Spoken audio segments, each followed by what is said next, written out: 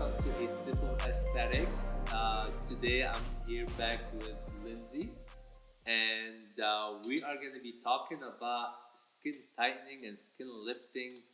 Well, non-surgical, I should say, non-surgical skin lifting and skin tightening, and some of the options that we have, and some of the things that we can do to help with that look that many people love. Yes, I love talking to people about skin tightening treatments because they always yield a very natural outcome and they truly reverse a lot of the aging that has happened and restore collagen, reposition the skin, and they don't typically add volume to the face. And today we'll jump into some of the things like threads, fillers, and one of my favorite things, which a lot of people may not be aware of, but endolift, which I love for skin tightening and lifting. But maybe first we can just talk about why would somebody want skin tightening or skin lifting, and maybe I'll let you talk a little bit about that. Sure, love to. I would say, in general, treating the skin is going to be one of the most important pieces to the puzzle long term. And the skin quality can really kind of age a patient's face. So if they have healthy looking skin, even if they're volume depleted, they look very healthy and bright, as opposed to people who don't approach their face with skin tightening treatments. A lot of times people will come in and they'll say things like, I feel like I always look sad or I always look tired. And obviously everybody's different, but many of the times, people come in saying I look tired or sad. What they need is something, to help tighten their skin, because it's like that kind of saggy skin can make us look like that. It could also be volume depletion in some patients, so it's not always one thing. Mm-hmm. But for the most part, skin tightening is part of it. Yes, absolutely. And I've worked with many different devices over the years: therapy, thermage, radiofrequency with microneedling by itself, and now endolift, and all of them have a place. However, endolift, I feel, is truly one of the strongest and best devices that I've ever used on patients. I also would say too that when it comes to specifically that kind of look of lifting, kind of around the jowls, I think the best non-surgical option that I've seen with most of my patients has been endolift. So yes, we'll make sure we'll talk a little bit for sure about that. Now, there are, like, I know you mentioned some other things like RF microneedling, threads is an option, thermage. I think some of these treatments are great when it comes, or like microneedling in general.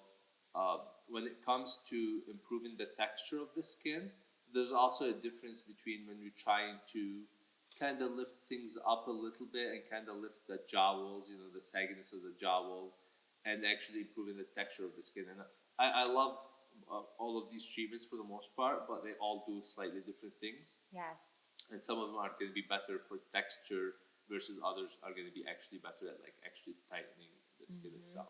Yeah, some of them work from kind of the inside out, whereas others work from the outside in.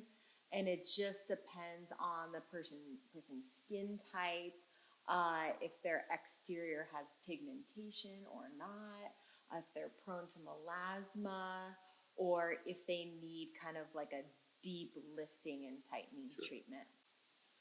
So I know you mentioned a few treatments before. Can you just give us like a brief description about like some of the treatments that you've mentioned and what they're good at, and then maybe we can, because I was gonna leave endolift till the end, but since we both love it, maybe we'll just kind of do a brief description, and then maybe we'll spend about some of the other treatments, and then we'll talk a little bit more in details about endolift. Yes, absolutely. So I kind of categorize endolift and Sculptra in a similar category, where you're kind of working from the inside out and really stimulating deep collagen, which is going to reposition the skin back up in the face, relieve jowling, and improve texture, firmness, of course. Sculptra is an injectable that is like a watery solution that triggers collagen stimulation. You do that treatment over the course of about a year, and you come in for 3 to 4 treatments typically to achieve a goal. Whereas Endolift is a laser treatment. The laser fiber goes underneath the skin and is heating the deep dermis from the inside. You preserve the epidermis in both procedures, so the healing is very easy. You're not burning the surface, you're not injuring it, you're not hypersensitive afterwards. And with Endolift, because the patient is numb, you're able to increase the temperature of the laser and increase the temperature of the dermis to about 140 degrees, where at that temperature, your current collagen contracts and shortens and instantly tightens. You create a heat injury that forces your body into a repair mode, and over the course of about 3 to 5 months, you're rebuilding that injured tissue, and that involves building new collagen.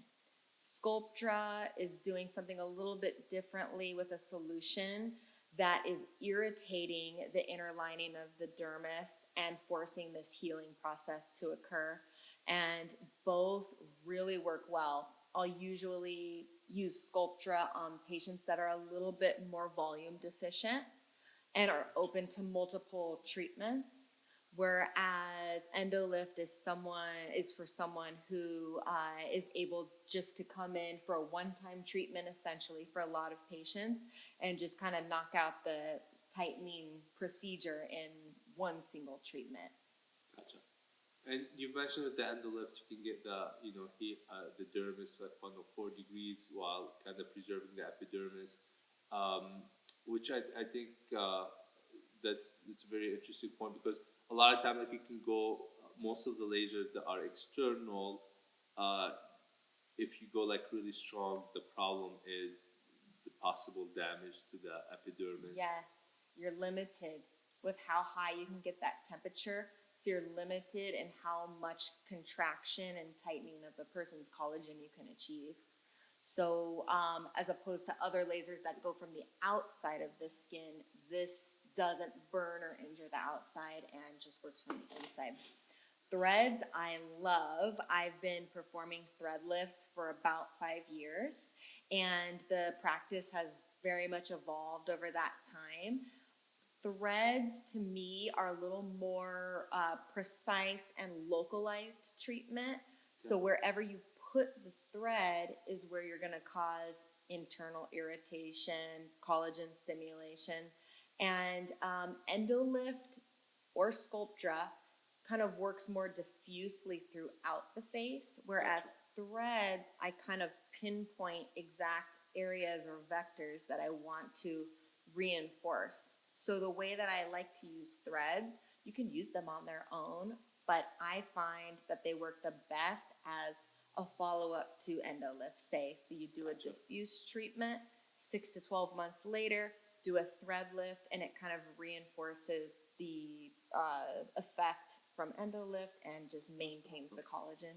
Perfect. And I know you just mentioned, with Endolift, one of the things is it can take some time to see the results, but that's also because you are building collagen.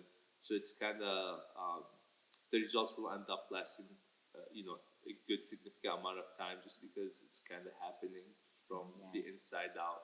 Yep, it's like about 100 days for the body to form a new collagen fiber, and then that collagen has a lifespan of about 2 years before it's kind of degraded. So I tell patients to plan on doing something once a year just to keep the collagen stores boosted and keep their effects nice, so that they don't lose all the collagen and then we have to rebuild. We just kind of keep it at a steady pace. We'll still lose a little bit over time. Yeah. But.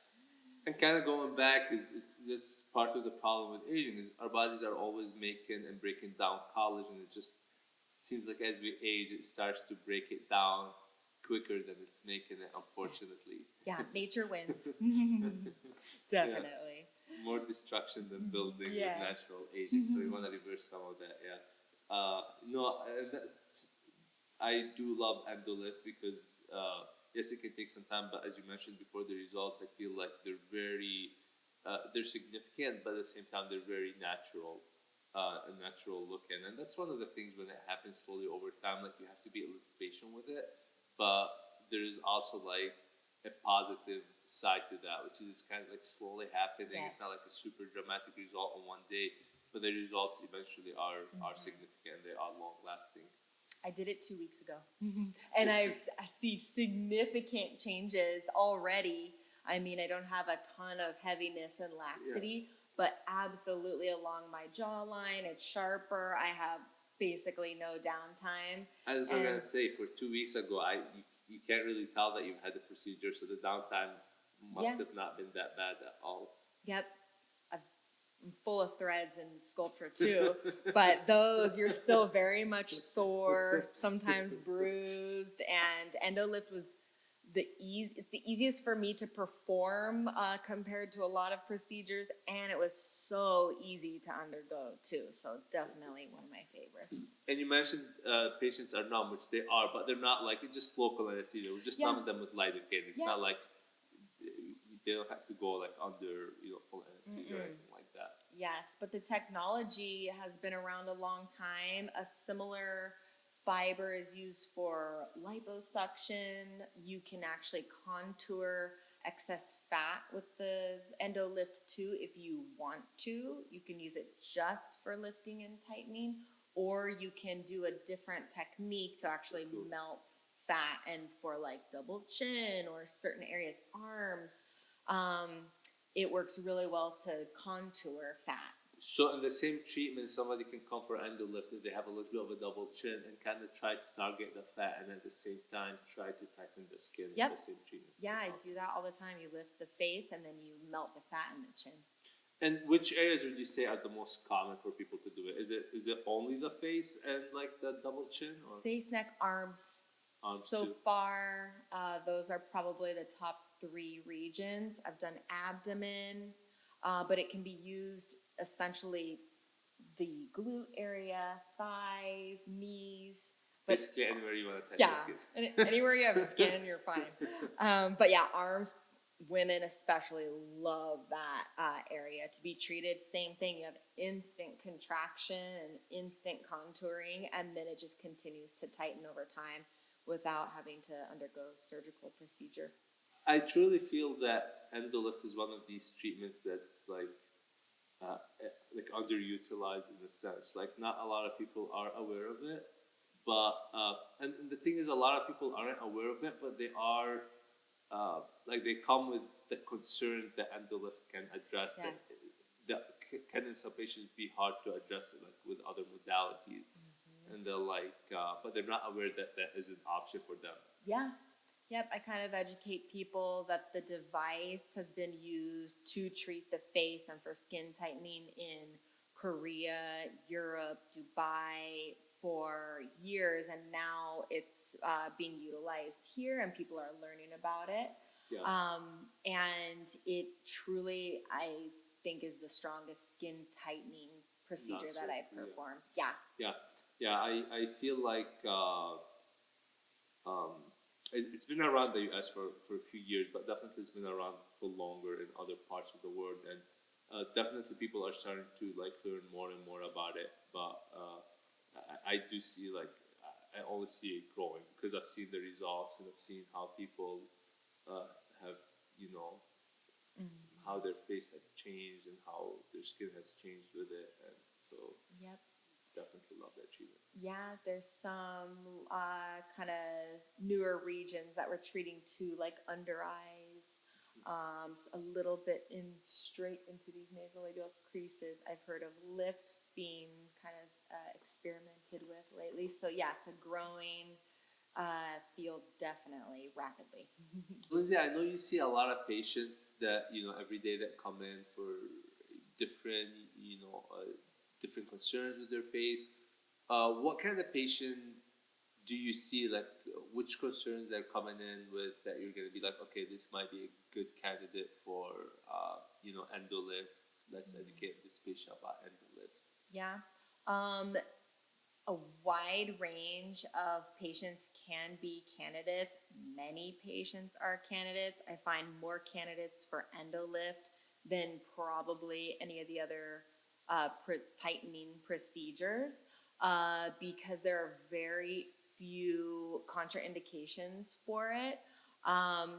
Anyone with laxity that they're starting to notice, jowling, or young patients even with excess kind of submental fat who want to sharpen up their jawline, or facial fat that they want to contour, all the way to I've treated 70-year-old patients with decent quality skin. If you're super, super, super thin, we might have to kind of do prep procedures like radius or something to kind of strengthen the skin prior.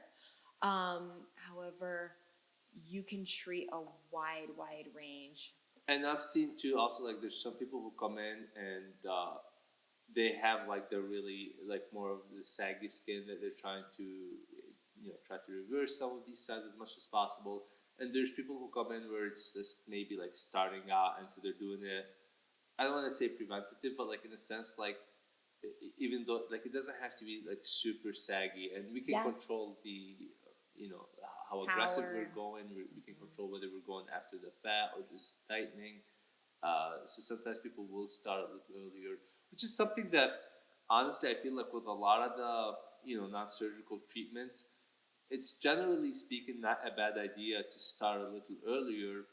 Because then you don't have to go like as aggressive with the treatments. You're not trying to completely change their face, and you don't have to do as many treatments necessarily as maybe somebody who's like aging process or the sagging in their skin has been a little bit more advanced. Yeah, I kind of tell people in regards to skin tightening treatments, you will preserve the face in time. So if you're starting even late 30s, you're going to kind of start slowing down the aging process starting from your 30s. So you're going to really preserve your skin quality.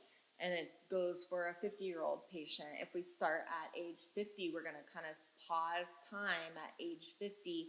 They're still going to age, but you're going to keep that skin quality so nice instead of having these rapid dips in loss of collagen and aging. Yeah.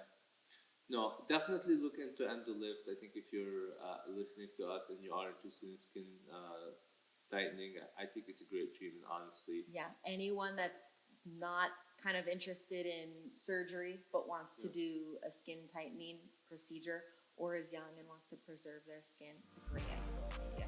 Awesome. Well, thank you for joining me today. Thank you guys for listening. If you guys have any questions, any topics you want us to address, leave a DM. Make sure you like, share, comment, and we'll see you next time.